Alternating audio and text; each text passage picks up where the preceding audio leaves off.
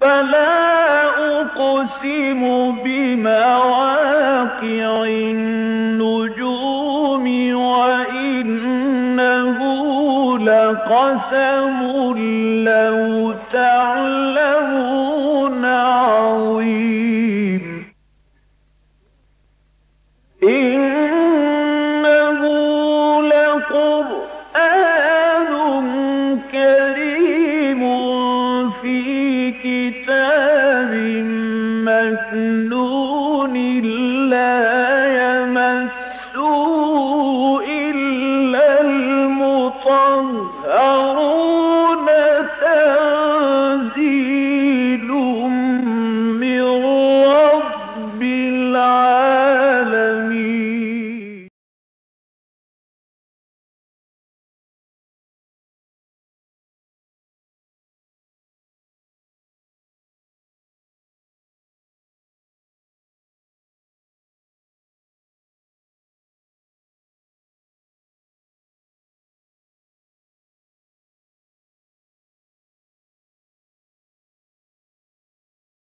أعوذ بالله من الشيطان الرجيم. بسم الله الرحمن الرحيم. وَلَقَدْ جَعَلْنَا فِي السَّمَاءِ بُرُوجًا وَزَيَّنَّاهَا لِلنَّاظِرِينَ وَحَفِظْنَاهَا مِنْ كُلِّ شَيْطَانٍ رَجِيمٍ إِلَّا مَنِ اسْتَرَقَ السَّمْعَ فَأَتْبَعَهُ شِهَابٌ مُبِينٌ. وَالْأَرْضَ مَدَدْنَاهَا وَأَلْقَيْنَا فِيهَا رَوَاسِيَ وَأَنبَتْنَا فِيهَا مِنْ كُلِّ شَيْءٍ مَوْزُونٍ وَجَعَلْنَا لَكُمْ فِيهَا مَعَايِشَ وَمَن لَّسْتُمْ لَهُ بِرَازِقِينَ وَإِن مِّن شَيْءٍ إِلَّا عِندَنَا خَزَائِنُهُ وَمَا نُنَزِّلُهُ إِلَّا بِقَدَرٍ مَّعْلُومٍ. وَأَرْسَلْنَا الرِّيَاحَ لَوَاقِحَ فَأَنزَلْنَا مِنَ السَّمَاءِ مَاءً فَأَسْقَيْنَاكُمُوهُ وَمَا أَنتُمْ لَهُ بِخَازِنِينَ. وَإِنَّا لَنَحْنُ نُحْيِي وَنُمِيتُ وَنَحْنُ الْوَارِثُونَ. وَلَقَدْ عَلِمْنَا الْمُسْتَقْدِمِينَ مِنْكُمْ وَلَقَدْ عَلِمْنَا الْمُسْتَأْخِرِينَ. إِنَّ رَبَّكَ هُوَ يَحْشُرُهُمْ إِنَّهُ حَكِيمٌ عَلِيمٌ. وَلَقَدْ خَلَقْنَا الْإِنسَانَ مِنْ صَلْصَالٍ مِّنْ حَمَإٍ مَّسْنُونٍ وَالْجَانَّ خَلَقْنَاهُ مِنْ قَبْلُ مِنْ نَارِ السَّمُومِ. وَإِذْ قَالَ رَبُّكَ لِلْمَلَائِكَةِ إِنِّي خَالِقٌ بَشَرًا مِّنْ صَلْصَالٍ مِّنْ حَمَإٍ مَّسْنُونٍ فَإِذَا سَوَّيْتُهُ وَنَفَخْتُ فِيهِ مِنْ رُوحِي فَقَعُوا لَهُ سَاجِدِينَ. فَسَجَدَ الْمَلَائِكَةُ كُلُّهُمْ أَجْمَعُونَ إِلَّا إِبْلِيسَ أَبَى أَنْ يَكُونَ مَعَ السَّاجِدِينَ. قَالَ يَا إِبْلِيسُ مَا لَكَ أَلَّا تَكُونَ مَعَ السَّاجِدِينَ. قَالَ لَمْ أَكُنْ لِأَسْجُدَ لِبَشَرٍ خَلَقْتَهُ مِنْ صَلْصَالٍ مِّنْ حَمَإٍ مَّسْنُونٍ. قَالَ فَاخْرُجْ مِنْهَا فَإِنَّكَ رَجِيمٌ. صدق اللہ العظیم. رب اشرح لي صدری ويسر لي امری واحلل عقدۃ من لسانی یفقهوا قولی. اللهم الہمنا رشدنا واعذنا من شرور انفسنا آمین یا رب العالمین. پچھلی مرتبہ ہم نے سورہ حجر کا آغاز کیا تھا اور آپ کو یاد ہوگا اسی ضمن میں نے عرض کیا تھا کہ یہ سورہ مبارکہ اس حوالے سے بڑی یونیک ہے، یا یہ کہ قرآن حکیم کے جو مختلف پاروں میں تقسیم کیا گیا اس کی ایک بہت ہی نمایاں مثال ہے کہ اس میں کسی ترتیب کو پیش نظر نہیں رکھا گیا. سورہ حجر 99 آیات ہیں اس میں اور 8 رکوع ہیں، لیکن یہ کہ پوری کی پوری سورت جو ہے سوائے ایک آیت کے وہ 14ویں پارے میں اور صرف ایک آیت ایک آیت جو ہے وہ 13ویں پارے میں ہے۔ 6 رکوع ہیں اس میں اور 99 آیات ہیں۔ گویا کہ 99 آیات پر مشتمل سورت میں سے ایک آیت 13ویں پارے میں اور 98 آیات جو ہیں وہ 14ویں پارے میں ہیں۔ جو مضامین ہم نے اس حصہ جس کا ہم نے مطالعہ مکمل کر لیا تھا صرف ذہن میں تازہ کر لیجئے کہ دوسری آیت میں ذکر کیا گیا ایک بہت بڑی حقیقت کا کہ ربما یود الذین کفروا لو کانوا مسلمین، ان قریب وہ وقت آئے گا کہ یہ کافر اس بات کی خواہش اور آرزو کریں گے کہ کاش کہ وہ بھی مسلمان ہوتے، اور اس ضمن میں مختلف تفاسیر نے جو اس کی تفصیل بیان کی ہے۔ ایک تو غزوہ بدر کا ذکر کیا گیا کہ یہ وہ دن تھا کہ جس دن اللہ تعالیٰ نے مسلمانوں کو عظیم الشان فتح عطا فرمائی تھی، اور جب مشرکین کے لشکر نے دیکھا کہ ان کے جو 70 سرکردہ لوگ تھے جو ان کی ٹاپ کی لیڈرشپ تھی تمام کی تمام جو ہے ہلاک ہو گئے، جہنم واصل ہو گئی، تو بہت سے لوگ وہ تھے کہ جنہوں نے اس خواہش کا گویا کہ ان کے اندر موجود تھے، اگرچہ اس کا اظہار انہوں نے نہیں کیا، لیکن یہ کہ ان کے دل میں ایک خواہش پیدا ہوئی تھی کہ معلوم ہوتا ہے کہ اگر ہم آج مسلمانوں کے ساتھ ہوتے تو اللہ تعالیٰ آج ہمیں بھی فتح سے ہمکنار کرتا۔ مفسرین نے دوسری بات جو لکھی وہ فتح مکہ کا موقع تھا کہ جبکہ جو مایوسی اور جو افسردگی ان لوگوں پر طاری تھی جو نبی اکرم صلی اللہ علیہ وسلم کے جسے آپ کہیے کہ جانی دشمن تھے، لیکن یہ کہ وہ دن ایسا تھا کہ جس میں حضور اور آپ کے ساتھی فاتح کی حیثیت سے مکے میں داخل ہوئے، اور جو مشرکین مکہ تھے ان کی دلی آرزو تھی، شدید خواہش تھی کہ کاش کہ وہ بھی مسلمانوں میں شامل ہو چکے ہوتے تو آج گویا کہ فاتح کے طور پر وہ بھی یہاں داخل ہوتے۔ اور تیسرا موقع تو ہر ایسے شخص کی کہ جو اپنے شرک پر اڑا رہا، کفر پر اڑا رہا،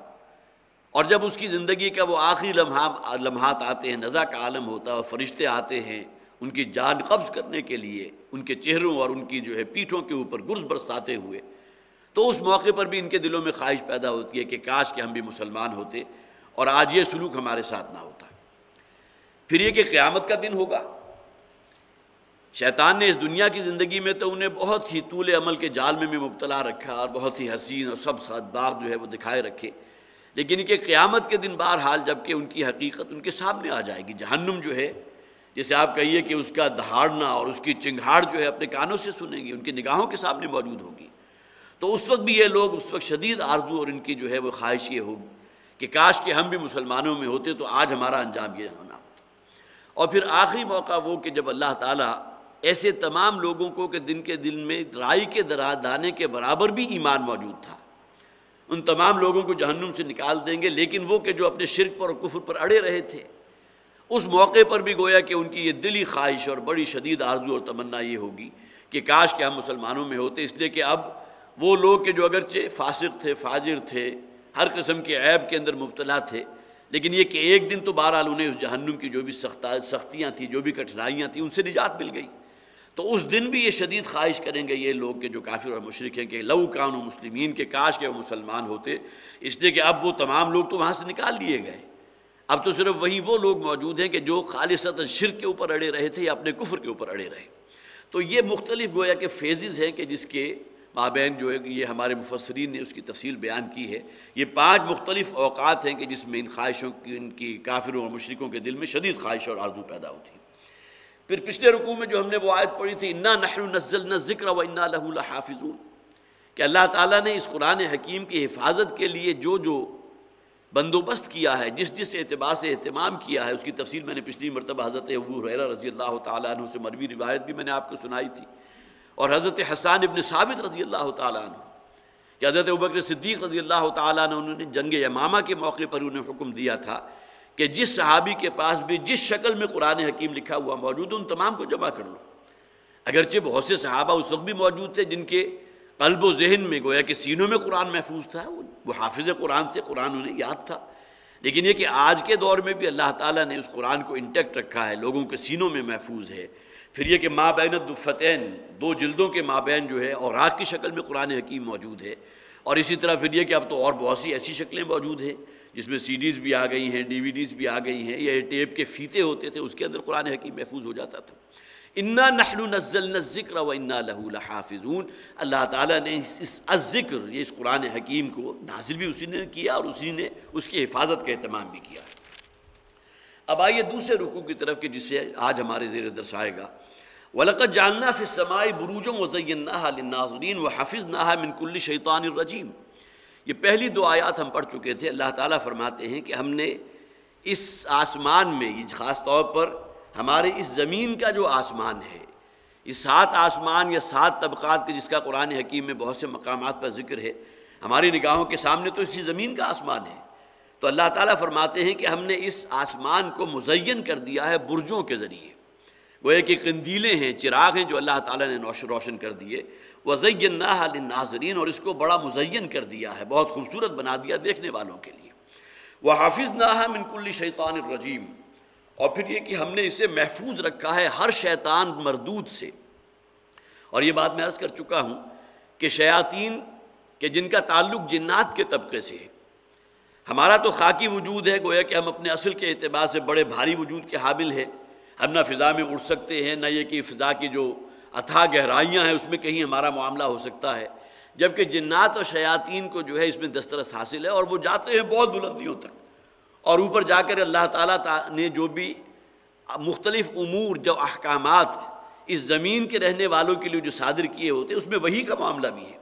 وہ جب اللہ تعالیٰ صادر فرماتے ہیں تو یہ شیاطین جا کر کچھ اچکنے کی کوشش کرتے ہیں، جسے سرقہ کہا جاتا ہے، چوری کرنے کی کوشش کرتے ہیں۔ الا من استرق السمع، اگلی آیت میں آ بھی گیا، سوائے اس کے کہ جو چوری کر کے کوئی شے وہاں سے حاصل کرنا چاہے۔ اس لیے کہ اسی زمین میں ان کے وہ بھی موجود ہیں کہ جنہوں نے شیاطین کو، خواب ان کا تعلق جنات میں سے ہو یا یہ کہ وہ بہرحال مختلف، اس میں اور بھی بہت سی انواع موجود ہیں جو انہوں نے قابو کیا ہوتا ہے، تو ان لوگوں کے کہنے پر یہ جاتے ہیں اوپر، اور جا کر گویا کہ اللہ تعالیٰ کی وہ تدابیر جو اس زمین کے رہنے والوں کے لیے اللہ تعالیٰ نے صادر فرمائی ہوتی ہیں، وہاں سے اچکنے کی کوشش کرتے ہیں۔ اور پھر ایک طویل حدیث بخاری کے اندر موجود ہے کہ جس کا اگرچہ متن میرے سامنے نہیں تھا، لیکن یہ کہ میں اس کا بھی مطالعہ کر کے آیا ہوں۔ حضرت ابو ہریرہ رضی اللہ تعالیٰ عنہ اس کے راوی ہے، وہ فرماتے ہیں کہ اللہ تعالیٰ جب کسی معاملے کا حکم صادر فرماتے ہیں تو کائنات میں ایسی آواز پیدا ہوتی ہے جیسا کہ زنجیر کو پتھر پر مارا جائے، اور اس سے جو ایک گویا کہ وائبریشن سی، جس طرح ٹیوننگ فورک ہوتا تھا، اس کو اگر زور سے کسی چیز پر ماریں اور اس کے کان کے قریب لائیں تو بڑی عجیب سی جو ہے ایک گونج سنائی دیتی تھی، جس کے نتیجے میں جو فرشتے تھے اللہ تعالیٰ کی اس وحی کو وہ ریسیو کر لیتے تھے۔ اگرچہ ان کے اوپر ایک کیفیت طاری ہوتی تھی جس میں ایک دوسرے سے سوال بھی کرتے تھے فرشتے کہ تمہارے رب کا کیا حکم ہے زمین والوں کے لیے۔ پھر گویا کہ وہ فرشتے جو اللہ تعالیٰ کے بہت ہی مقربین میں سے تھے، وہ کہتے تھے کہ اللہ تعالیٰ نے یہ حکم صادر فرمایا ہے۔ اور انہی شیاطین میں سے یہ جنات جو ہے وہ پھر اس میں سے کچھ کوشش کرتے تھے اس میں سے چوری کرنے کی، تو پھر اس حدیث میں ہے کہ اللہ تعالیٰ فرشتوں کو حکم دیتے تھے، وہ ان کے اوپر پھر شہاب ثاقب جو ہے، جو آسمانی میزائل، وہ ان کے اوپر داغا کرتے تھے، اور نتیجتاً بہت سے شیاطین جن جو ہے ان میں ہلاک ہو جاتے تھے، اور جو بچ جاتے تھے وہ نیچے آ جاتے تھے۔ لیکن اس کے باوجود اگر کوئی کسی نے، اس حدیث میں اس بات کو بھی تسلیم کیا گیا کہ یہ جنات اوپر جا کر کچھ نہ کچھ احکامات میں سے کوئی شے حاصل بھی کر لیتے ہیں، اور اس حدیث میں یہ بھی ذکر ہے، اور اس زمین کے اندر جو بھی ان کے گرو ہیں، جو بھی ان کے گویا کہ استاد ہے جس نے اس جن کو قابو کیا ہے، اس تک آ کر ان خدائی تدابیر جو ہیں اس کی کچھ خبریں ان تک پہنچاتے ہیں، اور اس کی بنیاد کے اوپر پھر وہ اپنی دکانداری یہاں چمکا رہے ہیں۔ بہت سی چیزیں ایسی ہوتی ہیں جو صحیح بھی ثابت ہو جاتی ہیں، لیکن ظاہر ہے کہ یہ تمام معاملات جو ہیں ایسے ہیں جس کے بارے میں حضور کی وہ حدیث میں نے آپ کو سنائی بھی تھی کہ جس شخص نے کسی نجومی یا کسی کاہن کی بات پر اعتبار کیا، اس کو درست تسلیم کر لیا، تو اس نے اللہ کی کتاب پر گویا کہ اس کا ایمان نہیں ہے، وہ تو دائرہ اسلام سے خارج ہو گیا۔ لیکن یہ حقیقت اپنی جگہ موجود ہے کہ وہ کچھ نہ کچھ اچک بھی لیا کرتے ہیں، اور اس زمین میں آ کر اس حدیث کے مطابق جو ان کے جو مالک ہوتے ہیں ان جنات کے، ان تک وہ فیصلے پہنچا دیا کرتے ہیں، اور اس کی بنیاد کے اوپر پھر وہ گویا کہ مستقبل کے بارے میں پیشین گوئیاں بھی کرتے ہیں، اور بہت سی چیزیں اس میں سے ثابت بھی صحیح ہو جاتی ہیں۔ اور اس حدیث میں یہ بھی موجود ہے کہ اگر ان کی کوئی شے صحیح ثابت ہو جائے تو اب لوگ ان کے گرد جو ہے وہ جمع ہو جاتے ہیں، انہیں اپنا جو ہے وہ پیشوا مان لیتے ہیں، اور یہ معاملات جو ہیں سفلی علوم کے ہمارے ہاں عام ہیں، اور اس قسم کی تمام چیزیں جو اپنے معاشرے کے اندر آپ کو پھیلی ہوئی نظر آ رہی ہیں۔ الا من استرق السمع فاتبعه شهاب مبین، تو اس کا پھر پیچھا پکڑ لیتا ہے ایک بہت ہی چمکتا ہوا انگارہ، جس کے لیے میں نے ابھی آسمانی میزائل کی اصطلاح استعمال کی ہے کہ اگرچہ ہم اسے شہاب ثاقب بھی کہتے ہیں، اس کی بہت سی مختلف تعبیرات ہیں، بلکہ ایک تفسیر میں تو لکھا ہوا تھا کہ نئی تحقیق کے مطابق روزانہ 2 کھرب کی تعداد جہاں جا کر شاید ہماری جو اردو کی گنتی ہے وہ ختم ہو جاتی ہے، اس کے آگے تو کوئی نہیں ہے۔ اکائی دہائی سینکڑا سے لے کر زیادہ زیادہ کھرب تک جائے گے، کھرب کے آگے ہمارے ہاں اردو زبان میں تو کوئی اصطلاح موجود نہیں ہے۔ تو 2 کھرب سیارے ایسے ہیں، وہ شہاب ثاقب، جو بڑی بڑی چٹانوں کی شکل میں بھی ہوتے ہیں، جو زمین کا رخ کرتے ہیں، لیکن ان میں سے کوئی زمین تک نہیں پہنچ پاتا۔ وہ اللہ تعالیٰ نے ایسی یہاں زمین پر رہنے والے انسانوں کے لیے ایسی حفاظت کا جو ہے بندوبست کیا ہے کہ ان میں سے اکثریت جو ہے 99.9 ریکرنٹ % جو ہے وہ فضا میں بھسم ہو جاتے ہیں۔ جیسے ہی وہ اس کرے کے قریب آتے ہیں، وہ ہوائی رگڑ ہے یا جو بھی اس کی ہم تعویل کرے، اس کی بنیاد پر وہ بھسم ہو جاتے ہیں، وہ داخل نہیں ہو پاتے۔ تو اس میں گویا کہ اب نئی تحقیق کے مطابق بھی یہ تمام چیزیں ہیں، جسے اللہ تعالیٰ نے فرمایا نا وَحَفِظْنَاهَا مِن كُلِّ شَيْطَانٍ رَجِيمٍ، کہ اللہ تعالیٰ نے شیطان رجیم سے، مردود شیطان سے اس زمین کو جو ہے گویا کہ حفاظت کے بہت ہی عمدہ انتظامات کیے ہوئے ہیں، اس کی حفاظت کا بہت ہی اچھا انتظام اللہ نے کیا ہے۔ تو اتنے کھربوں کی تعداد میں جو شہابیہ جو ہیں وہ بڑھتے ہیں زمین کی طرف، لیکن اللہ تعالیٰ نے یہاں رہنے والوں کی حفاظت کا اہتمام کیا ہے۔ اگرچہ یہاں مفہوم وہ وحی کے معاملے میں بھی ہے، اور جو اللہ تعالیٰ کی تدابیر یا احکامات اہل زمین کے لیے صادر ہوتے ہیں ان کے لیے بھی ہے۔ وَالْأَرْضَ مَدَدْنَاهَا وَأَلْقَيْنَا فِيهَا رَوَاسِيَ، اور اس زمین کو ہم نے خوب پھیلا دیا ہے بچھونے کی مانند، وَجَعَلْنَا لَكُمْ فِيهَا مَعَائِشَ وَأَلْقَيْنَا فِيهَا رَوَاسِيَ، اور اس میں ہم نے رکھ دیے ہیں بوجھ، یہ پہاڑ ہیں کہ جو گویا کہ زمین کے بوجھ ہیں، رواسی ہیں۔ وَأَنبَتْنَا فِيهَا مِن كُلِّ شَيْءٍ مَوْزُونٍ، اور اس میں ہم نے ہر نوع کی نباتات اگائی ہیں ایک خاص اندازے کے مطابق۔ من شیء موزون، وزن کہتے ہیں کسی شے کو پیمانے کے اندر تول لینا۔ تو اللہ تعالیٰ نے جو بھی جملہ تخلیقات ہیں، یہ بات بھی اپنی جگہ بڑی حقیقت ہے کہ انسان کی جو ایجیکولیشن ہوتی ہے اس میں 20 کروڑ سے زائد جرثومے موجود ہیں، لیکن یہ کہ اس میں سے صرف ایک ہوتا ہے کہ جو فرٹیلائزیشن کے پروسیس سے مکمل ہو کر گویا کہ جنین کی تخلیق کے اندر جو بنیادی کردار ہے وہ صرف ایک جرثومہ ادا کر رہا ہے۔ اسی طرح کہنے والے کہتے ہیں کہ اس زمین پر جو مختلف نباتات ہیں ان میں افزائش کی اتنی گویا کہ امکان موجود ہے، اگر اللہ تعالیٰ کی طرف سے لمیٹیشنز نہ ہوں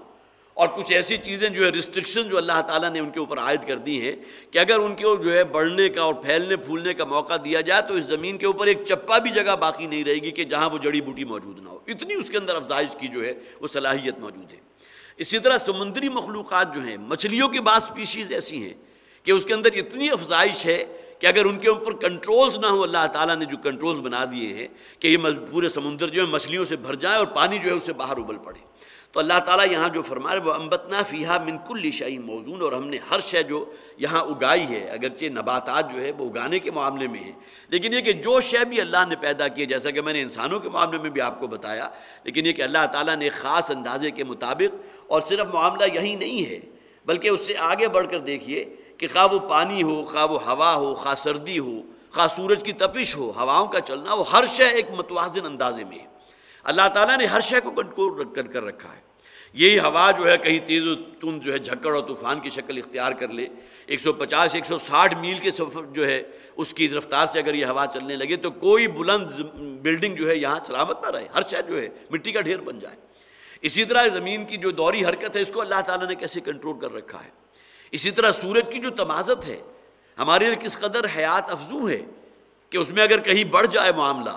اور اس کی جو ہے تمازت جو ہے جسے ہم عام طور پر کہا کرتے ہیں کہ 120 ڈگری سینٹی گریڈ، 117، 118، لیکن اگر یہ کہیں 140 ڈگری سینٹی گریڈ تک پہنچ جائے، 150 تک پہنچ جائے تو یہاں تو شاید کوئی جاندار شے جو ہے وہ باقی نہ رہے،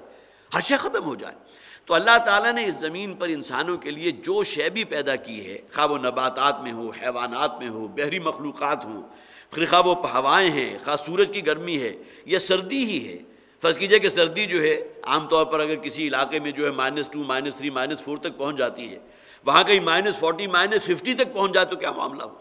تو ظاہر ہے کہ یہ تمام چیزیں اللہ تعالیٰ نے انسانوں کی ایک بہت ہی اسے اس کے جو ڈیمانڈ کہتے ہیں، جو انسانوں کا اصل تقاضا ہے اس کے مطابق اللہ تعالیٰ نے پیدا کی ہے۔ وَأَنبَتْنَا فِيهَا مِن كُلِّ شَيْءٍ مَوْزُونٍ، ہر شے اللہ نے جو پیدا کیا، خواہ وہ نباتات ہوں، حیوانات ہوں، ایک خاص اندازے کے مطابق۔ وَجَعَلْنَا لَكُمْ فِيهَا مَعَائِشَ، اور اسی زمین میں اللہ تعالیٰ نے تمہارے لیے بہت سے معیشت کے اسباب رکھ دیے، تمہارے روزے کے کتنے سامان رکھ دیے ہیں۔ کوئی کسان ہے کہ جو کھیتی باڑی کر رہا ہے، اپنا رزق حاصل کر رہا ہے، کوئی موچی ہے کہ جو کہیں کسی گلی کے نکڑ پر بیٹھا ہے، اسے بھی اس کا رزق مل رہا ہے۔ اور پھر یہ نہیں بلکہ حیوانات ہیں، چرند ہیں، پرند ہیں،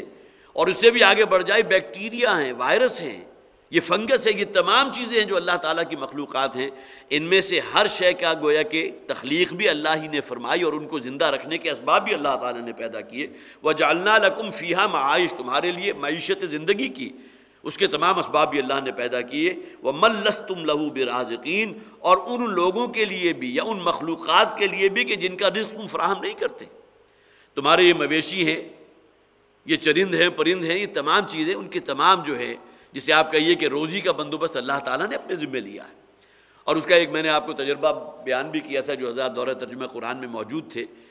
کہ کئی برس پہلے کی بات ہے، میں کراچی کا سفر کر رہا تھا ریل کے ذریعے، تو ایک صاحب میرے ساتھ بیٹھے ہوئے تھے، انہوں نے ذکر کیا اس واقعے کا، اس لیے کہ وہ اس موقع پر موجود تھے۔ وہ کہیں بلوچستان میں جا رہے تھے اور ان کے ساتھ ایک اور ساتھی تھا جو وہیں کا رہنے والا تھا، گویا کہ وہاں کا مقامی تھا۔ تو چلتے چلتے انہیں کہیں بازار میں نہیں بلکہ کہیں سنگلاخ زمین تھی پہاڑ کی طرف، تو اسے اچانک ایک پتھر نظر آیا، وہ جھکا اور اس نے وہ پتھر اٹھا لیا، اور اس کے بعد اس نے کھنکنا کر دیکھا تو وہ کھوکھلا تھا۔ اس کے بعد یہ ساتھی جو میرے ساتھ اس ریل کے سفر میں تھے، انہوں نے کہا میں وہاں موجود تھا، اس شخص نے اس پتھر کو توڑا اور اندر سے ایک زندہ کیڑا برآمد ہو گیا۔ حالانکہ انسان سوچے کہ وہ کوئی بھی جو مخلوق ہے وہ نر اور مادہ کے ملاپ سے پیدا ہوتی ہے، اس پتھر کے اندر جو ایک گویا کہ جو ہولو تھا پتھر، جو کھوکھلا پتھر تھا، اس کے اندر ایک زندہ کیڑا موجود ہے جس کی روزی کا اہتمام اللہ نے کیا، وہ زندہ موجود تھا۔ معلوم ہوتا ہے کہ سال میں شاید ایک مرتبہ بھی اگر بارش ہوئی ہو تو وہ پتھر جو پانی جذب کر لیتا تھا، اور ممکن ہے کہ اس پتھر کے اندر جو مختلف منرلز ہیں، جو معدنیات ہیں، وہ اس کیڑے کی خوراک بھی ہو، اور اس کے آگے جو ہے کوئی توالد و تناسل کا سلسلہ کس طرح جاری، یہ تمام چیزیں جو انسان کی عقل بالکل حیران رہ جاتی ہے، جسے ہم پتھر کا کیڑا، یہ میں نے سنا تو تھا، آپ حضرات نے بھی سنا ہوگا کہ پتھر میں بھی بعض اوقات جو ہے وہ کیڑے موجود ہوتے ہیں، لیکن یہ کہ وہ صاحب جو میرے ساتھ موجود تھے ان کا یہ عینی گواہ تھے اس واقعے کے کہ اس پتھر کو جب توڑا گیا ہے تو اس کے اندر جو بھی ایک ہولو جگہ تھی، جو کھوکھلا پتھر تھا، اندر ایک زندہ کیڑا موجود تھا کہ جو گویا کہ اس بات کا سب سے بڑا مظہر تھا کہ اس کی روزی بھی اللہ تعالیٰ نے اسے یہاں پہنچا دی ہے۔ تو معلوم ہوا کہ انسان ہے کہ وہ شاید مایوس ہو جاتا ہے کہ شاید اللہ تعالیٰ اسے روزی فراہم نہیں کرے گا، جیسا کہ آئے وَمَا مِن دَابَّةٍ، اس زمین پر چلنے والا کوئی چوپایا، کوئی زندہ وجود ایسا نہیں ہے الا علی اللہ رزقھا، مگر یہ کہ اللہ تعالیٰ کے ذمہ ہے اس کی روزی، جو کہ پتھر کے کیڑے کو بھی روزی فراہم کر رہا ہے، اور اسی طرح مختلف اور جو اسپیشیز ہیں، کوئی وائرس بھی ہے، کوئی بیکٹیریا بھی ہے، فنگس ہے، ان تمام چیزوں کو روزی کون فراہم کر رہا ہے؟ وَمَن لَسْتُمْ لَهُ بِرَازِقِينَ، ان کے تم روزی کا بندوبست تمہارے ذمہ نہیں ہے، اللہ تعالیٰ نے انہیں روزی پہنچائی ہے۔ تمہارے مویشی، تمہارے ڈھور ڈنگر، تمہاری بکریاں ہیں، بھیڑیں ہیں، یہ تمام جو ہے اس کے لیے تم کو روزی اگاتے نہیں ہو، نکل جاتے ہیں صبح، اور بلوچستان کے علاقے میں جہاں کہیں آپ کو رویدگی نظر نہیں آتی ہے، لیکن یہ کہ ابھی جو بڑی عید آئے گی اور اس موقع پر جو اکثر و بیشتر جو جانور آئیں گے کہاں سے آ رہے ہیں؟ وہ تمام انہی پہاڑی علاقوں سے، اور ان کے لیے نہ کوئی کھیتیاں لگائی جاتی ہیں، نہ ان کے لیے کوئی چارہ جو ہے وہ بیجا جاتا ہے، نہ کسی اور اعتبار سے اہتمام کیا جاتا ہے۔ ان کی روزی کا اہتمام اللہ تعالیٰ نے جڑی بوٹیوں کی شکل میں اور پہاڑی جو خضرو قسم کی جو پودے ہیں ان کی شکل میں کر دیا۔ وَمَن لَسْتُمْ لَهُ بِرَازِقِينَ، اور وہ بھی کہ جن کا رزق اللہ نے تمہیں مکلف نہیں ٹھہرایا، جن کے رزق کے لیے تم اہتمام نہیں کر رہے، لیکن اللہ تعالیٰ انہیں روزی پہنچا رہا ہے۔ وَإِن مِّن شَيْءٍ إِلَّا عِندَنَا خَزَائِنُهُ، اور کوئی شے ایسی نہیں ہے مگر یہ کہ ہمارے کنٹرول میں ہے اس کے تمام خزائن، ہر شے ہمارے کنٹرول میں ہے۔ پانی کا نازل کرنا، بارش کا برسانا، وہ بھی ہمارے کنٹرول میں ہے۔ پھر اللہ تعالیٰ نے پانی وہ شے ہے، وَجَعَلْنَا مِنَ الْمَاءِ كُلَّ شَيْءٍ حَيٍّ، ہر وہ شے کہ جو زندہ موجود ہے، پانی کے عمل دخل کے بغیر زندہ نہیں ہے۔ پانی تو گویا کہ اس میں جسے آپ کہتے ہیں منبع حیات ہے، سرچشمہ حیات پانی موجود ہے۔ تو پانی کی کتنی شکلیں اللہ تعالیٰ نے انسانوں کے لیے رکھ دی۔ اس زمین کے اندر جذب ہوا پانی بھی ایک خاص سطح کے اوپر اللہ تعالیٰ نے ریٹین کر دیا کہ اسے نیچے نہیں اتر رہا۔ حالانکہ انسان اگر سوچے تو جو پانی زمین میں ابزارب ہو گیا، اسے تو ابزارب ہو کر کہیں اور نیچے جو ہے زمین کی جو اتھاہ گہرائیاں اس میں کہیں جذب ہو جانا چاہیے، لیکن یہ کہ ایک خاص لیول کے اوپر جو ہے اللہ تعالیٰ نے اس پانی کو ریٹین رکھا ہوا، اس سے نیچے نہیں اتر رہا۔ اسی طرح آسمان سے جو بارش نازل ہو رہی ہے وہ کس کے کنٹرول میں ہے؟ یہی بارش اگر انتہائی جسے آپ کہیے کہ طوفانی بارش کی شکل اختیار کر لے تو ہلاکت آمد وہ جو ہے اس کے اندر بہت بڑی تباہی لیے ہوئے سیلاب جو ہے وہ منتظر ہوتا ہے انسانوں کی تباہی اور ہلاکت کے لیے۔ اور اللہ تعالیٰ اگر ان بادلوں کو بالکل کنٹرول کر لے اور کوئی بارش کا قطرہ جو ہے زمین والوں تک نہ پہنچے تو کسی قسم کی حیات جو ہے یہاں ممکن نہیں ہوگی۔ اور سب سے بڑھ کر پانی کا سورس جو دریاؤں کی شکل میں، چشموں کی شکل میں انسانوں تک پہنچتا ہے، وہ کہاں موجود ہے؟ وہ پہاڑ کی چوٹیوں کے اوپر ہے، اربوں کھربوں ٹن پانی جو ہے برف کی شکل میں موجود ہے۔ گویا کہ اوور ہیڈ ریزروائرز ہیں اللہ تعالیٰ نے انسانوں کے لیے جو ہے پانی کے پہاڑوں کی چوٹی کے اوپر مقرر کر دیے، اور گرمی کی وجہ سے آہستہ آہستہ پانی وہ میلٹ ہوتا ہے چشموں کی شکل میں۔ یہی چشمے جو ہیں مل جل کر ایک دریا کی شکل اختیار کرتے ہیں، اور وہ پورے میدانی علاقے کو سیراب کرتا ہوا بالآخر یہ گلیشیئرز کا اترا ہوا پانی جو ہے مختلف کھیتیوں سے بھی ہوتا ہوا مختلف زمینوں کو سیراب کرتا ہوا بالآخر سمندر میں جا کر پھر اس میں شامل ہو جاتا ہے، اور وہاں سے پھر آبی بخارات کے جسے واٹر سائیکل کہتے ہیں، آبی بخارات کی شکل میں پھر وہاں سے جو ہے اٹھتا ہے، بادلوں کی شکل میں جا کر پھر مختلف علاقوں میں برساتا ہے۔ یہ پورا کا پورا سائیکل اللہ تعالیٰ نے پیدا فرمایا۔ وَإِن مِّن شَيْءٍ إِلَّا عِندَنَا خَزَائِنُهُ، ہر شے کے کنٹرول اور خزانے ہمارے پاس ہیں، ہمارے اختیار میں ہیں۔ وَمَا نُنَزِّلُهُ إِلَّا بِقَدَرٍ مَعْلُومٍ، اور ہم نہیں اتارتے یا نازل کرتے مگر ایک خاص مقدار کے مطابق۔ اگر یہ مقدار انسانوں کے لیے بہت، جسے آپ کہیے حیات افزوں ہے، بہت مناسب ہے، تو انسان اسی پانی کے ذریعے اپنی کھیتوں کو بھی سیراب کر رہا ہے، اپنے لیے ہر نوع کے جو ہے وہ گویا کہ یہاں زندہ رہنے کے اسباب اپنے لیے جو ہے پیدا کر رہا ہے۔ لیکن اگر یہی کہیں اللہ تعالیٰ کی عذاب کی شکل میں انسانوں کے اوپر مسلط کر دیے جائیں تو اس سے بڑی تباہی اور ہلاکت جو ہے عذاب اس کا کوئی تصور نہیں کر سکتے۔ وَأَرْسَلْنَا الرِّيَاحَ لَوَاقِحَ، اور ہم نے ہواؤں کو بھی بھیجا ہے، چلائی ہیں ہم نے بھی ہوا، لواقع جو بہت بوجھل ہیں، وزنی ہیں۔ یہ دو اعتبارات سے ہیں، ایک تو یہ کہ پانی جو بادلوں کی شکل میں اس ہواؤں کے گویا کہ دوش پر اڑتے ہوئے بادل جا رہے ہیں، تو اس ہوائیں سے یہ گویا کہ یہ ہوائیں بھی بہت بوجھل ہو گئی، وہ ہوائیں کہ جو بادلوں کا بوجھ اٹھائے ہوئے آگے سفر کر رہی ہیں اور بادلوں کو آگے تک پہنچا رہی ہیں۔ اور لواقع کا ایک دوسرا مفہوم یہ بھی ہے کہ جس کے ذریعے گویا کہ نباتاتی زندگی کے اندر جو فرٹیلائزیشن ہو رہی ہے، جو خاص طور پر نر کے جو زردانے ہوتے ہیں ان ہواؤں کے ذریعے جو ہے وہ فیمیلز تک پہنچتے ہیں، اور اس کے ذریعے جو ہے ہمیں مختلف قسم کے جو ہے انواع و اقسام کے جو ہے پھل بھی حاصل ہو رہے ہیں، مختلف قسم کے میوے بھی حاصل ہو رہے ہیں، اور پھر اسی طرح جو ہے تمہارے جو ہے باغات پھل پھول رہے ہیں۔ یہ ہوائیں ذریعہ بنتی ہیں جسے پولینیشن کہا جاتا تھا، بہت سے حضرات نے وہ پڑھا بھی ہوگا اس زوالوجی کے اندر جب آتا تھا، مختلف قسم کے کون سے جو ہے مختلف طریقے ہیں کہ جس کے ذریعے پولینیشنز ہوتی ہیں، اس میں ایک ہواؤں کا معاملہ بہت بڑا فیکٹر ہے۔ تو لواقع اس حوالے سے بھی بوجھل ہیں کہ یہ ہوائیں ان زردانوں کو اس فیمیل جو پودے کا حصہ ہے وہاں تک پہنچا کر اور اسے گویا کہ وہ جو بھی پھل ہے یا جو میوہ ہے اس کی شکل میں تبدیل کرتے ہیں۔ فَأَنزَلْنَا مِنَ السَّمَاءِ مَاءً فَأَسْقَيْنَاكُمُوهُ، اور پھر اسی طرح ہم نے بلندیوں سے تمہارے لیے یہ بارش کا پانی بھی نازل فرمایا۔ فَأَسْقَيْنَاكُمُوهُ، اور پھر ہم نے وہ پانی تمہیں پلایا ہے، اسی کے ذریعے جیسا کہ میں نے عرض کیا کل حیات اور کل زندگی جو ہے اس کا دار و مدار تو پانی پر ہے۔ وَمَا أَنْتُمْ لَهُ بِخَازِنِينَ، اور اس پانی کو تم اگر ذخیرہ بھی کرنا چاہو تو کتنا کر لو گے؟ انسان اگر اس کو سٹور کرنا چاہے تو کتنا کر لے گا؟ یہ الگ بات ہے کہ ہمارے ہاں بہرحال بلوچستان کے علاقے ہیں، سندھ کا علاقہ ہے کہ جہاں کہیں سالوں میں بارش ہوتی ہے، اور جب قحط آتا ہے تو آپ نے دیکھا ہوگا، اب تو بہرحال میڈیا کے ذریعے تمام چیزیں ہر بچے کے علم میں ہے کہ وہ پانی کے جو اس کو سٹور کر لیا جاتا ہے جوہڑوں کی شکل میں، تالابوں کی شکل میں، جہاں کوئی نشیب آ گیا وہ بارش کا پانی ہے کہاں سے لے کر آئیں؟ اس لیے کہ بہرحال نہ ان کے پاس وہ اس علاقوں میں وہ مشینری موجود ہے کہ 600-700 فٹ کہیں نیچے ڈیپ جا کر وہ پانی برآمد کر سکیں، اور پھر ان کا کل دار و مدار اسی پانی پر ہے۔ وہ آلودہ پانی ہے جس کے اندر جو اپنی نگاہوں کے سامنے وہ کیڑوں کو تیرتے ہوئے بھی دیکھ رہے ہیں، لیکن یہ کہ ان کے پاس اور کوئی سبیل نہیں ہے، زندہ رہنے کے لیے کیا کریں؟ وہی کوئی ململ کا کپڑا ہے یا کوئی جالی لے لی، اس کے ذریعے کیڑوں کو نتھار دیا، الگ کر دیا۔ اب بظاہر دیکھنے میں جو پانی انہیں فراہم ہو رہا ہے اگرچہ گدلا ہے، لیکن یہ کہ اگر کوئی کیڑا اس میں موجود نہیں تو اسی کو پی جاتے ہیں، اسی کو اپنے استعمال میں لاتے ہیں۔ تو تم اس کو ذخیرہ نہیں کر سکتے۔ اللہ تعالیٰ نے اس کو ذخیرہ کرنے کا اہتمام جو ہے وہ برفانی گویا کہ وہ گلیشیئر کی شکل میں پہاڑ کی چوٹیوں پر کر دیا، اور اسی طرح بہت بڑا ذخیرہ جو ہے زمین کے پیٹ میں پانی کا اللہ تعالیٰ نے محفوظ رکھا۔ وَمَا أَنْتُمْ لَهُ بِخَازِنِينَ، اور ان تمام چیزوں کو تم اپنے لیے جو ہے خزانہ بنا کر یا ذخیرہ کر کے نہیں رکھ سکتے۔ وَإِنَّا لَنَحْنُ نُحْيِي وَنُمِيتُ وَنَحْنُ الْوَارِثُونَ، اور یقیناً ہم ہی ہیں کہ جو زندگی عطا کرنے والے ہیں، نہ صرف عطا کرنے والے ہیں، تمہیں زندہ رکھے ہوئے ہیں، تمہاری زندگی کے لیے ہر قسم کا جو سبب ہے اللہ تعالیٰ نے تمہارے لیے پیدا کر دیا۔ انما الدنیا خلقت لکم، جو حضور نے فرمایا دنیا میں جو کچھ بھی اللہ تعالیٰ نے تمہارے لیے پیدا کیا، زمین پر جو کچھ بھی ہے تمہارے لیے، وَأَنْتُمْ خُلِقْتُمْ لِلْآخِرَةِ۔ لیکن اگر کہیں انسان اسی کے اندر جو ہے بھول بھلائیوں میں گل کر اللہ تعالیٰ کو جو ہے اس سے غافل ہو جائے اور اللہ تعالیٰ اور آخرت کا کوئی تصور اس کے ذہن میں باقی نہ رہے، تو ظاہر ہے کہ اس سے بڑی تباہی اور ہلاکت تو کوئی نہیں۔ وَأَنْتُمْ خُلِقْتُمْ لِلْآخِرَةِ، اور تمہیں اللہ تعالیٰ نے آخرت کے لیے پیدا کیا۔ یہ دنیا کی ہر شے تمہاری چاکری میں اللہ نے لگا دی، لیکن تمہیں آخرت کے لیے پیدا کیا ہے۔ وَمَا خَلَقْتُ الْجِنَّ وَالْإِنسَ إِلَّا لِيَعْبُدُونَ،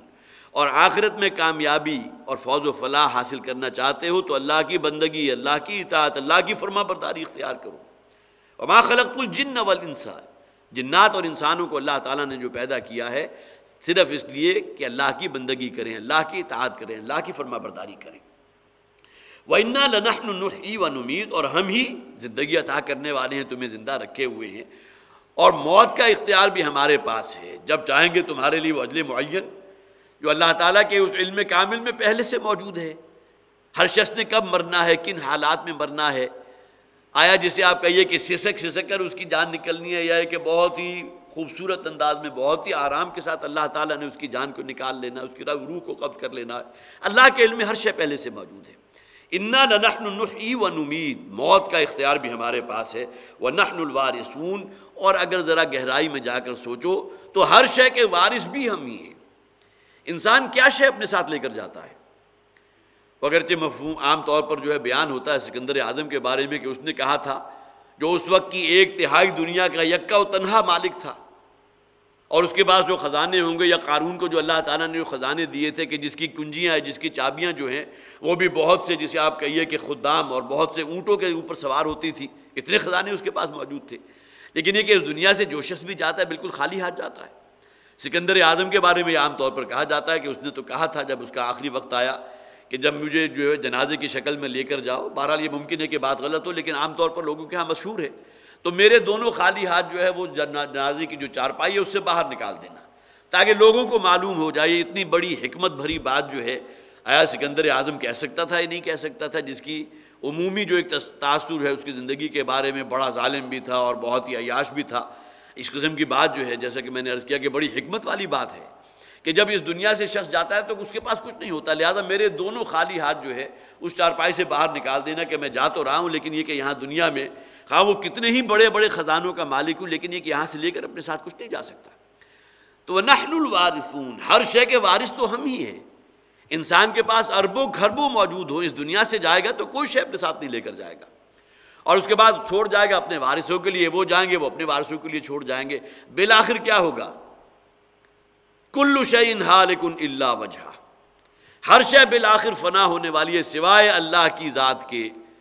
تو اللہ تعالیٰ ہی ہر شے کا وارث ہے۔ انسان اپنے آپ کو سمجھتا ہے کہ میں مالک ہوں، جیسے چاہوں اس کو استعمال کروں، اور اسی بنیاد کے اوپر جو ہے جسے آپ کہیے خدائی کا دعوے دار بن جاتا ہے، لیکن حقیقتاً دیکھیے وَنَحْنُ الْوَارِثُونَ، ہم ہی ہر شے کے وارث ہیں۔ گویا کہ جب تم نے ہر شے چھوڑ کر جانا ہے تو ذرا اگر پیشگی تم اس کی تنبہ حاصل کر سکو، اور جو اللہ نے تمہیں دیا ہے اسے خدمت خلق کے جذبے کے تحت اللہ کے دین کے لیے اگر صرف کر کے جاؤ تو اللہ کے ہاں بڑی کامیابی تمہارا منتظر ہوگی۔ جیسا کہ سورہ منافقون کے آخر میں فرمایا گیا تھا کہ انسان کے اوپر جب آخری وقت آتا ہے تو وہ یہ کہتا ہے لولا اخرتنی الی اجل قریب فاصدق واکن من الصالحین، اور اس مضمون کو قرآن میں بہت سے اور مقامات پر بھی واضح کیا گیا کہ اے پروردگار اس آخری وقت کو، اس موت کو ذرا مجھ سے تھوڑا سا مؤخر کر دے، لأصدقن ولأکن من الصالحین، کہ میں سب کچھ صدقہ کر دوں گا اور میں بہت ہی نیکوکار لوگوں میں سے بن جاؤں گا۔ جب تک اختیار تھا اس دولت پر تو اس نے کوئی شاید صدقہ نہیں کی، کوئی خیرات نہیں کیا۔ وہ تو سمجھتا تھا کہ شاید یہ جیسا کہ فرمایا گیا کہ اس کا مال جو ہے اسے ہمیشہ کی زندگی عطا کر دے گا۔ وَيْلٌ لِّكُلِّ ہُمَزَةٍ لُّمَزَةٍ الَّذِي جَمَعَ مَالًا وَعَدَّدَهُ يَحْسَبُ أَنَّ مَالَهُ أَخْلَدَهُ، وہ گمان کرتا ہے کہ شاید اس کا مال جو ہے اسے ہمیشہ کی زندگی دے دے گا یا ہمیشہ اس کے پاس رہے گا، لیکن یہ کہ اب اپنی ہی زندگی میں اگر اس کو گویا کہ ان مقاصد کے تحت انسان خرچ کرے، اللہ کی رضا حاصل کرنے کے لیے، خدمت خلق کے جذبے کے تحت، اللہ کے دین کی نشر و اشاعت کے لیے، تو ظاہر ہے کہ پھر اس کے لیے وہ حسرت کا معاملہ نہیں ہوگا کہ عین آخری وقت اس کی زبان پر یہ الفاظ ہوں کہ جو کچھ بھی تو نے مجھے دیا ہے ہر شے میں تیرے رستے میں صدقہ کر دوں گا اور انتہائی نیکوکار لوگوں میں سے بن جاؤں گا۔ وَنَحْنُ الْوَارِثُونَ، ہم ہی ہر شے کے بالآخر وارث ہوں گے۔ وَلَقَدْ عَلِمْنَا الْمُسْتَقْدِمِينَ مِنْكُمْ وَلَقَدْ عَلِمْنَا الْمُسْتَأْخِرِينَ، اور ہم خوب جانتے ہیں ان لوگوں کو بھی کہ جو پہلے گزر چکے ہیں اور ان کو بھی جو بعد میں آنے والے ہیں۔ مستقدمین اور مستاخرین، اس کے بارے میں مفسرین نے کافی بحث کی ہے۔ ایک تو ترجمہ وہی ہے کہ جو پہلے ان سے گزر چکے، ان کے آباء و اجداد، خواہ وہ ہزاروں سال پہلے ہو گزرے، ہر کا علم ہمارے پاس ہے۔ وہ سعید تھے یا شقی تھے وہ بھی ہمیں معلوم ہے۔ اس دنیا میں انہوں نے جو کچھ کیا، جو ان کی سیاہ کاریاں تھیں یا نیکوکار لوگ تھے، حضرت نوح علیہ السلام نے جو شروع کی تھی، حضرت نوح علیہ السلام کی قوم نے جو بھی بہرحال بعد میں بت پرستی شروع کر دی، سب کچھ شروع کر دیا، ہوتا کیا تھا کہ ان کے ہاں جو اولیاء اللہ تھے ان کی شبیہ وہ جو ہے بنا کر، ان کی تصویریں بنا کر رکھ لیا کرتے تھے، اور اگر ان سے کوئی سوال کرتا تھا کہ تم ان کو کیوں پوچھتے ہو، کیوں ان کے سامنے ہاتھ جوڑ کر کھڑے ہو جاتے ہو، تو کہتے ہیں ہم ان کو دیکھتے ہیں تو ہمیں اپنے اولیاء اللہ یاد آ جاتے ہیں، اور اس کی بنیاد پر اللہ تعالیٰ ہمیں یاد آ جاتا ہے۔ اور اس کے بعد بالآخر انہوں نے انہی تماثیل اور تصاویر کو جو ہے مجسموں کی شکل میں بت پرستی کا آغاز ہو گیا۔ لیکن یہ کہ اکثر و بیشتر شرک کا آغاز جو ہے اسی انداز میں ہوتا ہے، وَلَقَدْ عَلِمْنَا الْمُسْتَقْدِمِينَ، جو تم سے پہلے ہو گزرے ہیں تمہارے آباء و اجداد میں سے، اگر وہ سیاہ کار تھے تب بھی اللہ کے علم میں ہے، اگر وہ سعادت مند تھے اور پھر یہ کہ واقعتاً اللہ کے بندے تھے، اولیاء اللہ میں سے تھے، وہ بھی اللہ کے علم میں ہے۔ وَلَقَدْ عَلِمْنَا الْمُسْتَأْخِرِينَ، اور تمہارے بعد آنے والے لوگ جو ہیں وہ بھی اللہ کے علم میں ہیں۔ اور یہاں اس سے مراد یہ بھی ہے وہ لوگ کہ جو آگے بڑھنے والے تھے، نیکیوں میں، خیرات میں، صدقات میں سبقت لے جانے والے لوگ۔ یہ نیکیوں کا میدان تو کھلا ہوا ہے، تقویٰ کا میدان آپ کے لیے بھی کھلا ہے، میرے لیے بھی کھلا ہے۔ جتنی اللہ تعالیٰ ہمیں گویا کہ ہمیں ہمت عطا فرمائے، اور توفیق بھی اللہ ہی کی طرف سے دی گئی ہے، اگر انسان کے اندر طلب صادق موجود ہو اور وہ صحیح رستے پر چلنا چاہ رہا ہو تو اللہ تعالیٰ یقیناً توفیق عطا فرماتا ہے۔ تو مستقدمین جو آگے بڑھنے والے ہیں، جو نیکیوں میں سبقت کر جانے والے ہیں، اور ایک دوسرے کو پیچھے چھوڑ جانا نیکیوں کے اعتبار سے، دنیا کے اعتبار سے سبقت کر جانا، یہ جذبہ تو ہر شخص میں موجود ہے۔ اگر کسی شخص کے پاس آج کوئی شے موجود ہو تو دوسرا چاہے گا میرے پاس ہونی چاہیے، جب وہاں پہنچ جائے گا تو اپنے سے اگلے والے کو دیکھے گا مجھے وہاں تک پہنچنا چاہیے، جب وہاں پہنچے گا تو اس سے اپنے سے اگلے چار والے کو دیکھا ہے۔ لیکن بدقسمتی یہ ہے کہ ہم گویا کہ اس حوالے سے بہت ہی نیرو مائنڈڈ ہو چکے ہیں، شارٹ سائٹڈنس ہے ہمارے اندر، کہ ہم صرف اسی دنیاوی، یہاں کے جو بھی دنیاوی ظواہر ہیں ان کے تک ہماری نظر ہے، جبکہ قرآن حکیم اور دین کا مطالعہ کیجئے تو حضور کی وہ حدیث میں نے بارہا آپ کو سنائی ہے، دین کے اعتبار سے اسے دیکھو جو تم سے آگے چل رہا ہے، تاکہ اس تک پہنچنے کا جذبہ پیدا ہو، اور خیرات میں، صدقات میں، بھلائیوں میں اس سے آگے بڑھنے کا جذبہ پیدا ہو۔ اور دنیا کے اعتبار سے اسے دیکھو جو تم سے پیچھے ہے، تاکہ تمہارے اندر گویا کہ وہ اللہ کا احساس اللہ کے لیے جو جسے آپ جذبات شکر کہتے ہیں وہ پیدا ہوں، اور اللہ کے لیے سپاس مندی کے احساسات پیدا ہوں کہ میرے فلاں بھائی کے جو اللہ تعالیٰ نے یہ نعمت دی، لیکن کم سے کم میرے پاس یہ تو موجود ہے۔ تو یہ اصل میں انسان کی تقدیم و تاخیر بھی ہے۔ وَلَقَدْ عَلِمْنَا الْمُسْتَقْدِمِينَ مِنْكُمْ وَلَقَدْ عَلِمْنَا الْمُسْتَأْخِرِينَ، تم سے پہلے کے لوگ وہ بھی اللہ کے علم میں ہیں، تمہارے بعد میں آنے والے بھی اللہ کے علم میں ہیں، جو نیکیوں میں آگے بڑھ جانے والے ہیں وہ بھی اللہ کے علم میں ہیں، اور جو نیکیوں کی دوڑ میں پیچھے رہ جانے والے ہیں وہ بھی اللہ کے علم میں ہیں۔ اور مستقدمین سے مراد وہ بھی ہیں کہ جو آخرت میں اب اپنا اس دنیا میں جو بھی کمائی تھی آخرت میں بھیج چکے، مستاخرین جو اپنے پیچھے چھوڑ آئے ہیں۔ اگر کوئی نیکی کا کام کیا تھا اور اس کی وجہ سے جو بھی مخلوقات ہیں، جو بھی اللہ تعالیٰ نے، جو بھی انسان ہیں، ان کے لیے جو ہے گویا کہ فائدے کی چیزیں اس نے چھوڑی ہیں، نیکی کے کسی کام کا اجرا کیا اور اس کے بعد اس کی اولاد اور اس کے بعد جو ہے بہت سے لوگوں تک وہ نیکی پھیلی، تو یہ گویا کہ ایک جسے آپ کہیے صدقہ جاریہ ہے کہ جو اس کے اعمال نامے کے اندر، اس کی نیکیوں کے اندر شمار ہوتا چلا جائے گا۔ لیکن اگر اس کے برعکس کسی نے کوئی برے کام کا آغاز کیا، کوئی برائی چھوڑ دی، اور وہی برائی اس کی اولاد میں اور نسل در نسل جو آگے چلتی رہی، اور اس کی وجہ سے بے شمار مخلوق جو ہے، اب انسانوں میں سے بہت سے لوگ جو ہے گمراہ ہو گئے، تو گویا کہ اس کے گناہوں کا پلڑا بھی وہ ہوگا کہ جس کے اندر مسلسل اضافہ ہوتا چلا جا رہا ہے۔ تو ان دو تمام اعتبارات سے جو ہے وَلَقَدْ عَلِمْنَا الْمُسْتَقْدِمِينَ مِنْكُمْ وَلَقَدْ عَلِمْنَا الْمُسْتَأْخِرِينَ، ان تمام ڈائمنشنز کو اگر ہم اپنے سامنے رکھیں تو یہ تمام مفاہیم جو ہے اسی آیت کے حصے سے نکلتے ہیں۔ وَإِنَّ رَبَّكَ هُوَ يَحْشُرُهُمْ إِنَّهُمْ حَكِيمٌ عَلِيمٌ، اور یقیناً آپ کا رب تو ان سب کو جمع کر لے گا۔ اب جس زمانے میں یہ سورہ مبارکہ نازل ہو رہی ہے، مسلمانوں کے لیے واقعتاً بڑا سختی کا زمانہ تھا، شدید تشدد ہو رہا تھا، تعذیب تھی، اور اللہ تعالیٰ فرما رہے ہیں گویا کہ ان تمام لوگوں کی جو بھی حضور پر ایمان لا چکے تھے، ان کی تسلی کے لیے، تشفی کے لیے ان تمام لوگوں کو اللہ تعالیٰ جمع کر لے گا، اور ان کے ان کرتوتوں کی جو ہے بھرپور سزا ان کو مل کر رہے گی۔ وَإِنَّ رَبَّكَ هُوَ يَحْشُرُهُمْ، آپ کا رب جو ان سب کو جمع کرے گا۔ وَإِنَّهُ حَكِيمٌ عَلِيمٌ، اور یقیناً وہ بہت ہی حکمت سے کام لینے والا ہے، بہت ہی حکیم ہے اور ہر شے کا علم رکھنے والا ہے۔ وَلَقَدْ خَلَقْنَا الْإِنسَانَ مِنْ صَلْصَالٍ مِنْ حَمَإٍ مَسْنُونٍ۔ اب یہاں دیکھیے یہ پورا رکوع جو حضرت آدم علیہ السلام کی تخلیق، جسے قصہ آدم و ابلیس کہتے ہیں، اس پر مشتمل ہے۔ یہاں صرف نوٹ کر لیجئے کہ اس سے پہلے 2 مقامات ہم پڑھ چکے ہیں۔ قرآن حکیم میں 7 صورتیں ایسی ہیں، 7 مقامات ہیں جہاں قصہ آدم و ابلیس بیان ہوا، اور یہ بات میں نے پہلے بھی عرض کی کہ جہاں بھی یہ قصہ بیان ہوا ہے کوئی نہ کوئی نئی شے جو ہے ہر جگہ موجود ہے۔ مثلا یہ کہ وہ جو ابلیس جسے کہا گیا، شیطان جسے کہتے ہیں، اس کا تعلق جنات سے تھا۔ 6 مقامات پر اس کا ذکر نہیں ہے، صرف ایک مقام ہے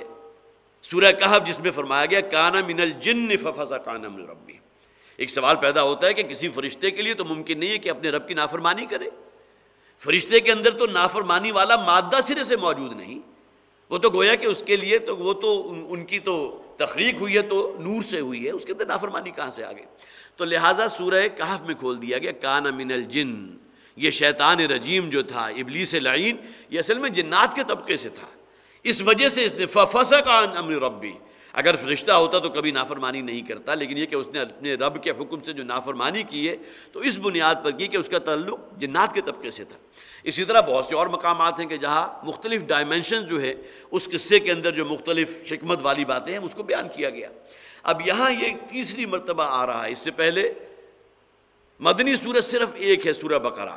6 اور مقامات جو مکی صورتوں کے ہیں۔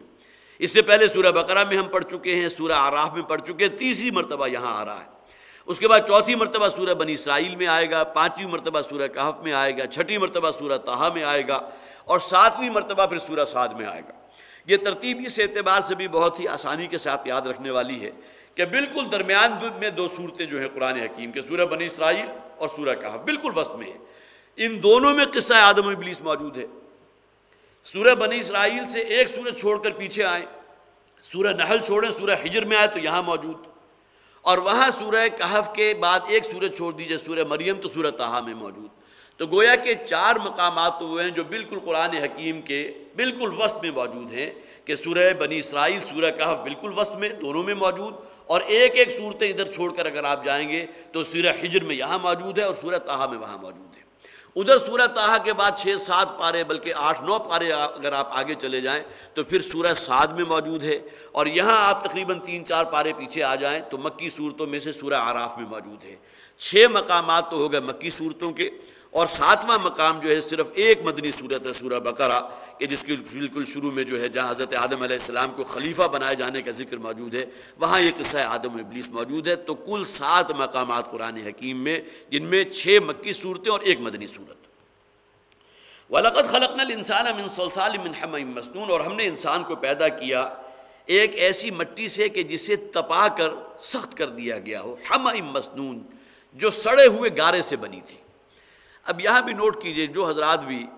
اس لیے کہ ایسا نہیں ہے کہ وہ جو بھی ایک ایولیوشن کا معاملہ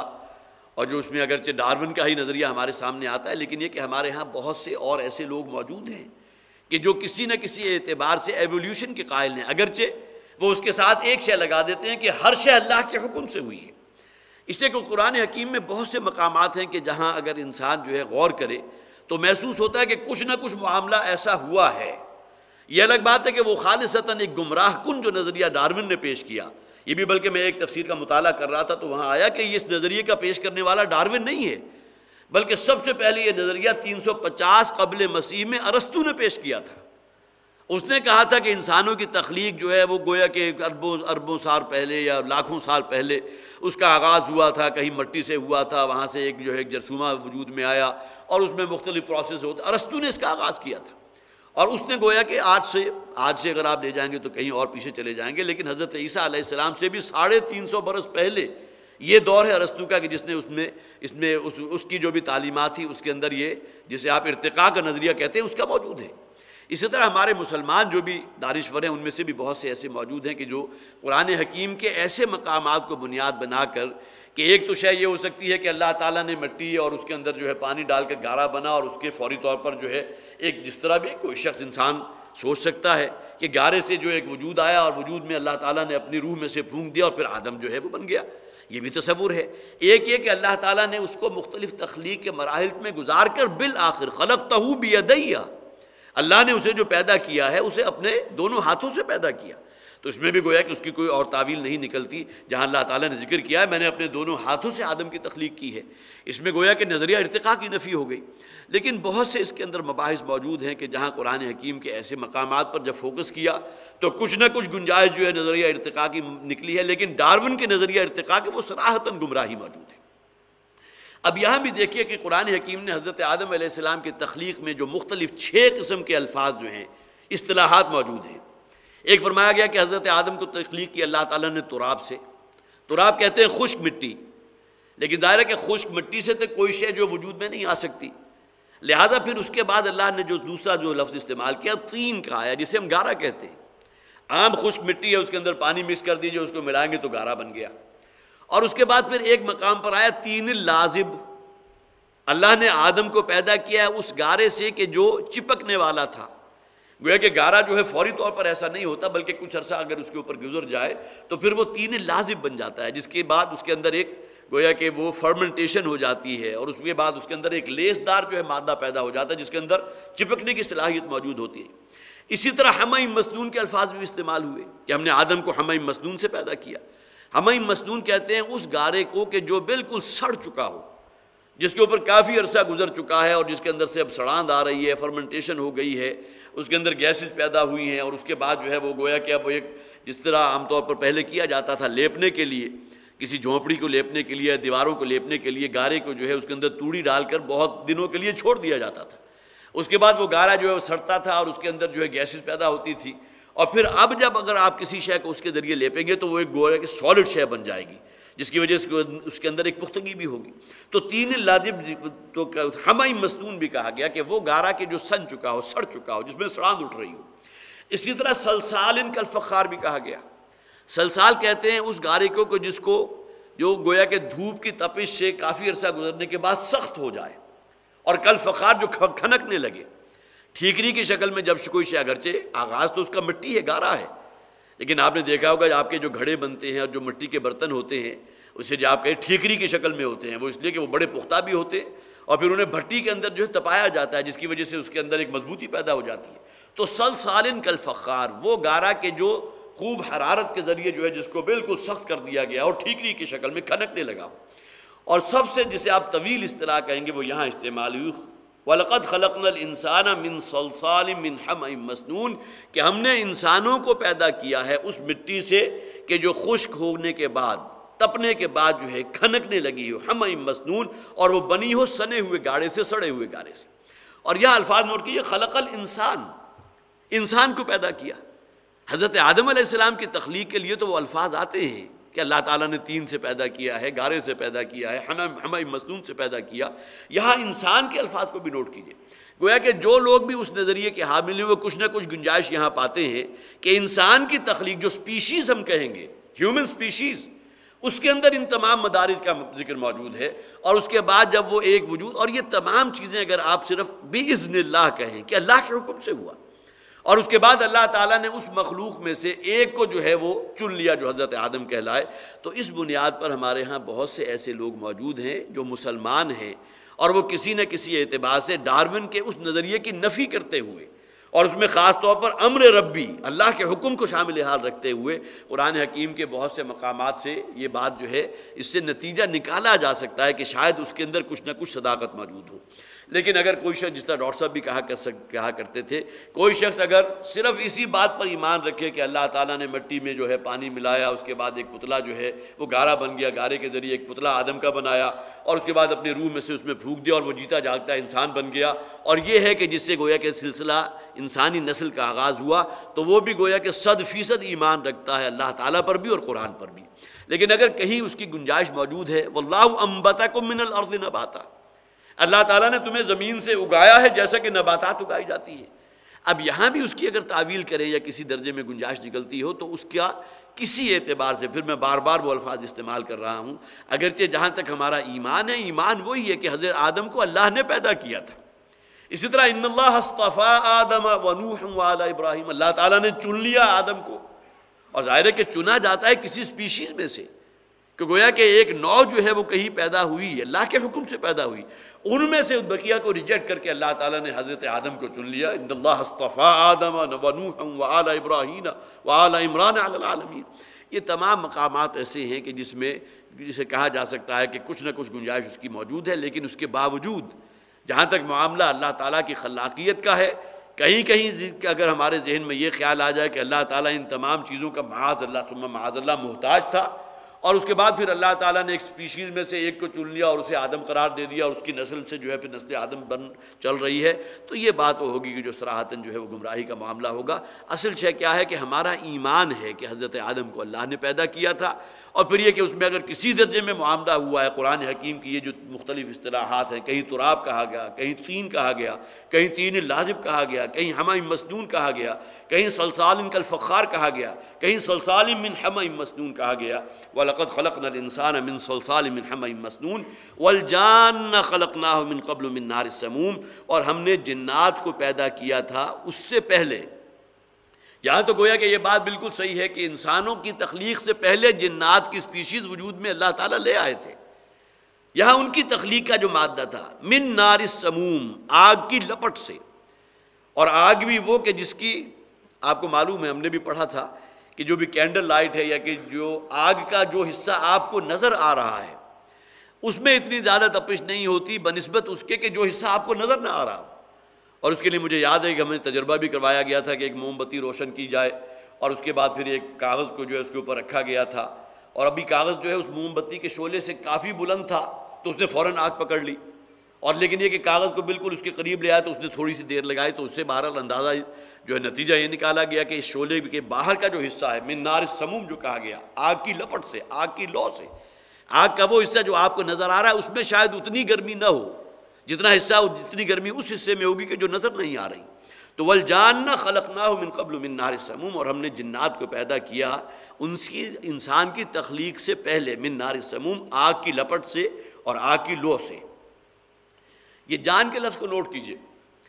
جیم نون اور نون، جنہ کا لفظ آتا ہے کسی شے کا پوشیدہ ہونے کے لیے، فلما جن علیہ اللیل، قرآن میں لفظ آیا ہے کہ جب رات نے ڈھانپ لیا، گویا کہ رات کی تاریکی کا جو پردہ تھا اس نے ہر شے کو ڈھانپ لیا، ہر شے نگاہوں سے اوجھل ہو گئی۔ اسی اعتبار سے جنین کہا جاتا ہے کہ جو بچہ رحم مادر میں پرورش پا رہا ہے اسے جنین کہتے ہیں، وہ انسانی آنکھ سے اوجھل ہے۔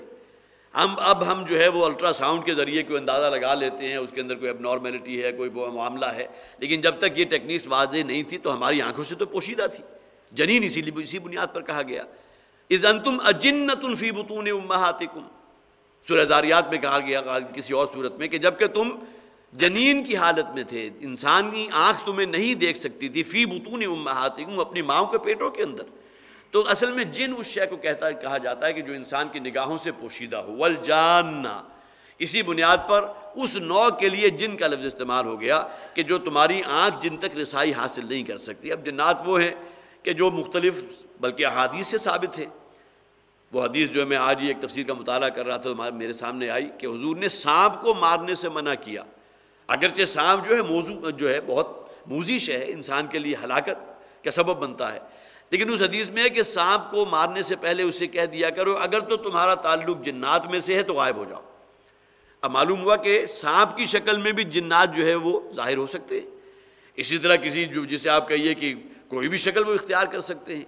اور انسان کی نگاہوں سے ہر وقت جو ہے وہ بالکل اوجھل ہیں، جس بنیاد پر انہیں جن کہا گیا، انسان کی نگاہ ان کو درک حاصل نہیں کر سکتی۔ والجان خلقناہ، اور جنات کو ہم نے پیدا کیا تھا من قبل من نار السموم، آگ کی لپٹ سے۔ وَإِذْ قَالَ رَبُّكَ لِلْمَلَائِكَةِ إِنِّي خَالِقٌ بَشَرًا مِّن صَلْصَالٍ مِّنْ حَمَإٍ مَسْنُونٍ، دیکھیے یہاں پھر وہ طویل ترین اصطلاح دوسری مرتبہ آ گئی،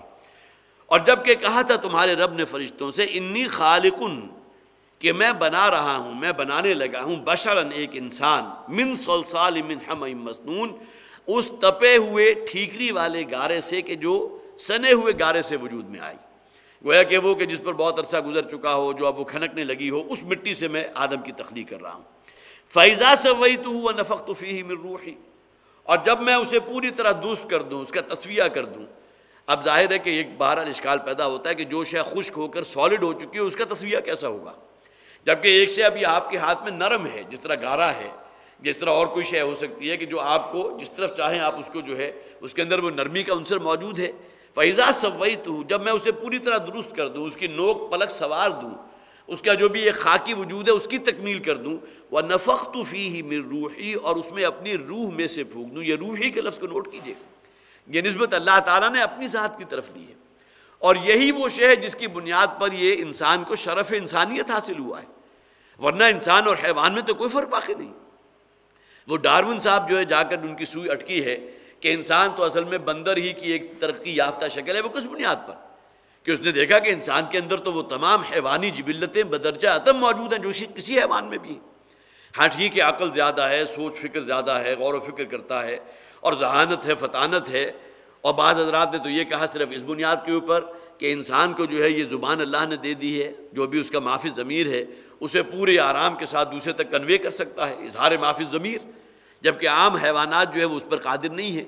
وہ اپنی جسمانی حرکات کے ذریعے یا کہ الٹی سیدھی آوازیں نکال کر جو بھی وہ چاہتے ہیں کنوے تو کر دیتے ہیں اپنی سپیشیز کا دوسرے بھی اس تک، لیکن یہ کہ جس طرح انسان جو ہے اسے کنوے کرتا ہے وربلی اپنی زبان کے ذریعے، اور یہ بات بھی اپنی جگہ مسلم ہے۔ سورہ رحمان کی جو ابتدائی 4 آیات ہے اس کے ضمن میں بیان ہوتی ہے کہ انسان کے اندر جتنی بھی کیپیبلٹیز ہیں، جتنی بھی صلاحیتیں، ان میں ٹاپ پر صلاحیت قوت بیانیہ ہے، اور ہمارے برین کا بہت بڑا حصہ ہے کہ جو ہماری اس زبان کو کنٹرول کر رہا ہے۔ صرف زبان نہیں ہے بلکہ یہ آواز کیسے برآمد ہو رہی ہے، آپ کے پھیپھڑوں میں سے جو ہوا نکل رہی ہے، تو یہ ووکل کارڈ جسے آپ یہ ساؤنڈ باکس کہتے ہیں، اس کے اندر سے جب وہ ہو کر نکلتی ہے اور آگے اس ہوا کے نکلنے سے جو آواز پیدا ہو رہی ہے اس کو آپ کی زبان کی حرکات کنٹرول کر رہی ہیں، اور اس میں اس درجے کنٹرول ہے کہ ہمارے دماغ کا بہت بڑا حصہ جو ہے جسے آپ سپیچ سینٹر کہتے ہیں اس زبان کی حرکات کو کنٹرول کر رہا ہے۔ تو یہ بات اپنی جگہ ایک بڑی بدیہی حقیقت ہے کہ انسان کی تمام کیپیبلٹیز میں سب سے ٹاپ پر جو ہے قوت بیان ہے،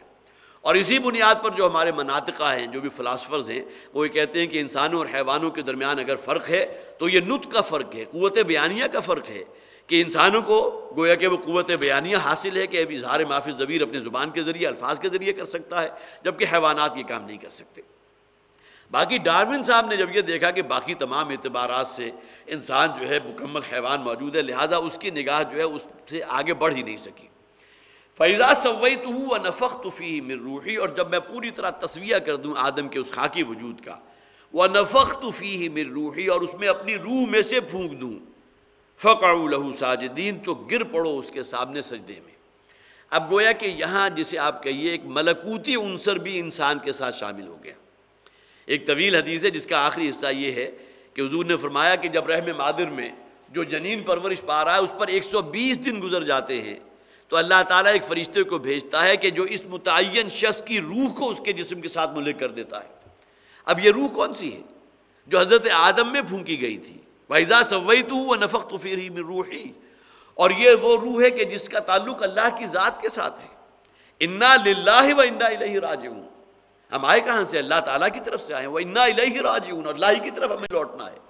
گویا کہ ہماری روح جو ہے، انسانی خاکی وجود جو ہے، وہ تو اسی دنیا میں رہ جاتا ہے، گل سڑ جائے گا، قبر میں دبا دیا جائے گا، یا یہ کہ جلا کر اسے بھسم کر دیا جائے گا، اس کی راکھ کو جو ہے کہیں گنگا میں بہا دیں گے، یا درندے اس کو چیر پھاڑ کر دیں گے، سمندر میں ڈوب کر ہلاک ہوا ہے تو سینکڑوں مکھیوں جو مچھلیاں ہیں ان کے لیے غذا کا درجہ بن جائے گا، لیکن اصل شے انسان کے اندر جو روح موجود تھی وہ تو موجود ہے نا، وہ علیین میں ہے یا یہ کہ سجین میں موجود ہے۔ تو وَنَفَخْتُ فِيهِ مِن رُوحِي، یہ وہ روح ہے کہ جو بہرحال بالآخر اللہ تک رسائی حاصل کرتی ہے۔ فَقَعُوا لَهُ سَاجِدِينَ، تو پھر اس کے سامنے سجدے میں گر پڑنا، یہ اللہ تعالیٰ نے حکم دیا تمام فرشتوں کو۔ اب یہاں یہ سوال پیدا ہوتا ہے کہ یہ ابلیس لعین جو جنات میں سے تھا وہ فرشتوں کی جماعت میں کیسے شامل ہو گیا؟ اس کے بارے میں بھی ہمارے مفسرین بہرحال لکھتے ہیں، لیکن یہ کہ قرآن حکیم میں صراحتاً ذکر موجود نہیں ہے۔ ممکن ہے کہ بعض احادیث ایسی موجود ہوں، اگرچہ کوئی حدیث بھی صراحتاً میرے علم میں نہیں آئی، کہ جس سے معلوم ہوتا ہے کہ اگرچہ جنات کے طبقے میں سے تھا ابلیس، لیکن یہ کہ بہرحال اپنے عبادت اور جسے آپ زہد اور تقوی اس کی بنیاد پر یہ ملائے اعلیٰ تو نہیں لیکن یہ ملائے اسفل کی صفوں میں شامل ہو چکا تھا۔ اور جب اللہ تعالیٰ نے تمام فرشتوں کو حکم دیا تو گویا کہ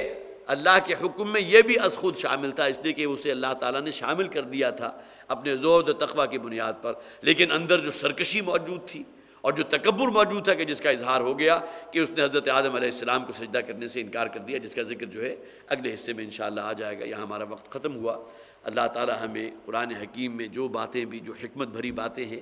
اسے ہمارے اندر جو ہے جذب کرنے کی ہمیں توفیق عطا فرمائے، اور پھر یہ کہ بہرحال جو بھی اللہ تعالیٰ کے احکامات ہیں، جو ہمارا غرض تخلیق ہے کہ ہمیں اللہ ہی کی فرما برداری کرنی ہے، اللہ ہی کی بندگی کرنی ہے، اللہ تعالیٰ اس پر صراط مستقیم پر ہمیں جو ہے اس پر گامزن فرمائے۔ بارک اللہ لی ولکم فی القرآن العظیم ونفعنی وإیاکم بالآیات والذکر الحکیم۔